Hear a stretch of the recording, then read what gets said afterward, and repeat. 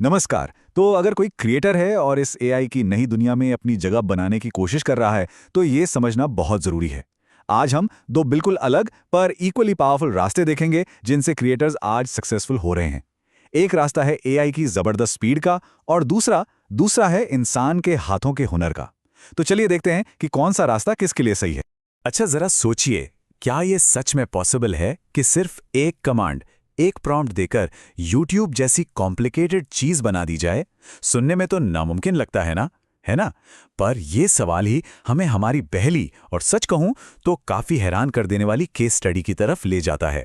तो आज हम दो एकदम अलग दुनियाओं को कंपेयर कर रहे हैं। एक तरफ तो है एक YouTube क्लोन जो सचमुच पलक झपकते ही बन गया, और दूसरी तरफ एक छोटी सी एनिमेशन जिसे बनाने में महीनों लग गए और जिसकी कीमत थी हजारों डॉलर। मतलब ये कैसे हो सकता है? चलिए इसी गुत्थी को सुलझाते हैं। ऑलराइट, तो शुरू करते हैं हमारी पहली कहानी से, और ये कहानी है एआई की इनक्रेडिबल पावर और स्पीड के बारे में। ये दिखाता है कि कैसे ऑटोमेशन सॉफ्टवेयर बनाने के पूरे तरीके को हमेशा हमेशा के लिए बदल रहा है। तो हुआ यूं कि जावा गोट नाम के एक डेवलपर ने सोचा, चलो कुछ बड़ा करते हैं। उन्होंने क्या किया? गूगल के एआई मॉडल जेमिनाई प्रो को एक बहुत ही लंबा और डिटेल्ड प्रॉम्प्ट दिया। और गोल क्या था? गोल था एक फुली फंक्शनल यूट्यूब क्लोन बनाना। और सबसे बड़ी बात, बिना कोड की एक भी लाइन खुद लिखे। और हाँ, ये कोई छोटा मोटा प्रॉम्प्ट नहीं था। नहीं, इसमें पूरे 14 अलग अलग फीचर्स की डिमांड की गई थी। सोचिए, यूजर लॉगिन से लेकर वीडियो अपलोड, कमेंट्स, लाइक्स, अरे यहां तक कि एक रियल टाइम एनालिटिक्स डैशबोर्ड भी। और ये सब सिर्फ एक कमांड से। प्रोसेस तो इतना सिंपल था कि यकीन करना मुश्किल हो जाए। बस प्रॉम्प्ट लिखो, एआई में पेस्ट करो, जो कोड मिले उसे कॉपी करो और एक फाइल में सेव कर लो। That's it. बस कोई कोडिंग नहीं, कोई महीनों की मेहनत नहीं, बस कुछ मिनट का काम। लेकिन कहानी में यहां एक ट्विस्ट आता है। जब डेवलपर ने पहली बार ऐप को रन किया तो वो चला ही नहीं। हुआ ये कि जैसा उन्होंने बताया, एआई ने कोड तो पूरा लिख दिया था, लेकिन उसे असल दुनिया के डेटाबेस से जोड़ने का काम वो तो एक इंसान को ही करना था। वो आखिरी छोटा सा ह्यूमन टच। और बस उस एक छोटे से ह्यूमन टच के बाद ऐप जिंदा हो गया। सीरियसली, यूजर्स साइन अप कर पा रहे थे, वीडियो अपलोड कर रहे थे, कमेंट्स और लाइक्स रियल टाइम में काम कर रहे थे। अरे, एक डार्क मोड तक था। ये एआई की पावर का एक जबरदस्त डेमो था। तो वो थी एआई की सुपर फास्ट दुनिया। अब जरा ब्रेक लगाते हैं और एक बिल्कुल अलग दुनिया में चलते हैं। ये कहानी है ह्यूमन स्किल की, उसकी वैल्यू की और पेशेंस की।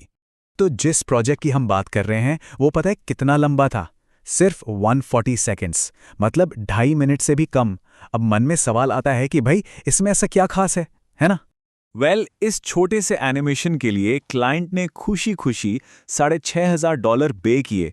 सोचिए कितना बड़ा कॉन्ट्रास्ट है। एक तरफ एआई ने मिनटों में एक पूरा ऐप बना दिया, और यहां 2.5 मिनट के काम के लिए हजारों डॉलर्स। और इस 140 सेकंड के मास्टरपीस को बनाने में 2 महीने से ज्यादा का वक्त लगा। अब एआई ऐप के कुछ मिनटों के सामने ये तो बहुत ज्यादा है। तो सवाल फिर वही आता है कि कोई इसके लिए इतना पैसा और इतना समय देगा ही क्यों? देखिए, इसका जवाब सिर्फ फाइनल प्रोडक्ट में नहीं है, बल्कि उसे बनाने के प्रोसेस में छिपा है। तो चलिए समझते हैं कि इस प्रोजेक्ट की इतनी ज्यादा वैल्यू क्यों थी। एआई के वन कमांड वाले तरीके से एकदम उल्टा। इस प्रोजेक्ट में 4 बड़े स्टेप्स थे। कैरेक्टर डिजाइन से लेकर स्टोरी बोर्ड, फिर 3D मॉडलिंग। हर स्टेप पर क्लाइंट के साथ मिलकर काम किया गया ताकि एक एक डिटेल परफेक्ट हो। और ये बात इन अ वे पूरी कहानी कह देती है। जो एनिमेटर हैं अनमोल, वो बताते हैं कि जो बड़े क्लाइंट्स होते हैं ना, उन्हें परफेक्शन चाहिए। वो जानते हैं कि एक यूनिक बेजोड़ प्रोडक्ट बनाने के लिए एक इंसान की नज़र, उसकी बारीकी और क्रिएटिव कोलैबोरेशन की ज़रूरत पड़ती है। और इसके लिए वो कोई भी कीमत देने को तैयार रहते हैं। तो इससे क्या समझ आता है? यही कि क्रिएटर्स के लिए 2 अलग अलग मार्केट हैं। एक है एआई पावर्ड मार्केट, जहां क्लाइंट को बस जल्दी और सस्ते में ठीक ठाक काम चाहिए। और दूसरा है प्रीमियम ह्यूमन क्राफ्टेड मार्केट, जहां क्लाइंट्स के लिए क्वालिटी और परफेक्शन सबसे ऊपर है, पैसा मैटर नहीं करता। तो एक क्रिएटर के नजरिए से इसका क्या मतलब है? मतलब साफ है। आज की दुनिया में सक्सेस के लिए 2 बिल्कुल अलग लेकिन बहुत मजबूत रास्ते खुले हैं। एक रास्ता है एआई लेवरेजर बनने का, मतलब जो 80% काम एआई से करवाएं और अपनी असली वैल्यू बाकी के 20% में डालें, जैसे कि इंटीग्रेशन, फाइनल टच और क्लाइंट को समझना। या फिर प्रीमियम आर्टिजन बना जा सकता है, जो उन कॉम्प्लेक्स और क्रिएटिव कामों पर फोकस करे जिन्हें एआई छू भी नहीं सकता और अपने हुनर की एक प्रीमियम कीमत ले। तो यहाँ से की टेकअवे यह है कि दोनों ही स्ट्रैटेजीज काम करती हैं। एक रास्ता है एआई के लिए प्रॉम्प्ट आर्किटेक्ट करने का, सिस्टम बनाने का, और दूसरा रास्ता है वो कलाकार बनने का जिसकी जगह कोई नहीं ले सकता। तो आखिर में सब कुछ एक ही सवाल पर आकर रुक जाता है। एआई के इस नए दौर में ये तय करना होगा कि प्रॉम्प्ट का आर्किटेक्ट बनना है या वो इररिप्लेसेबल आर्टिस्ट। भविष्य भी सामने है और चुनाव भी।